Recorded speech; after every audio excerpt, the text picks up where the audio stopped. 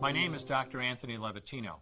I'm a practicing obstetrician-gynecologist, and I've performed over 1,200 abortions. Today I'm going to describe a first trimester surgical abortion called suction D&C, dilatation and curettage. This is the most frequently performed abortion and is used typically from 5 to 13 weeks of pregnancy.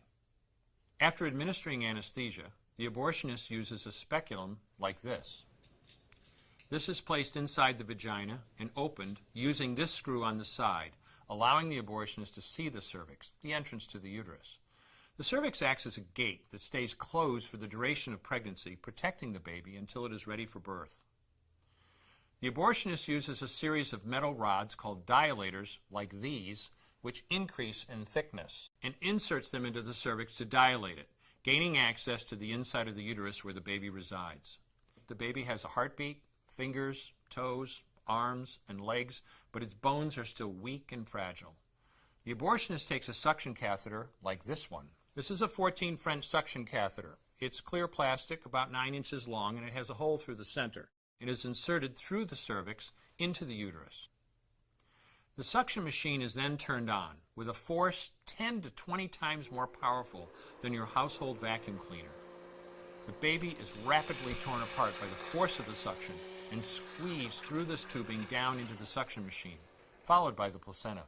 Though the uterus is mostly emptied at this point, one of the risks of a suction D&C is incomplete abortion, essentially pieces of the baby or placenta left behind. This can lead to infection or bleeding. In an attempt to prevent this, the abortionist uses a curette to scrape a lining of the uterus. The curette is basically a long-handled curved blade. Once the uterus is empty, the speculum is removed and the abortion is complete. The risks of suction D&C include perforation or laceration of the uterus or cervix, potentially damaging intestine, bladder, and nearby blood vessels, hemorrhage, infection, and in rare instances, even death. Future pregnancies are also at a greater risk for loss or premature delivery due to abortion-related trauma and injury to the cervix. As I mentioned at the beginning, I'm Dr. Anthony Levatino, and in the early part of my career as an OBGYN, I performed over 1,200 abortions. One day, after completing one of those abortions, I looked at the remains of a preborn child whose life I had ended, and all I could see was someone's son or daughter. I came to realize that killing a baby at any stage of pregnancy for any reason is wrong. I want you to know today, no matter where you're at or what you've done, you can change. Make a decision today to protect the preborn. Thank you for your time.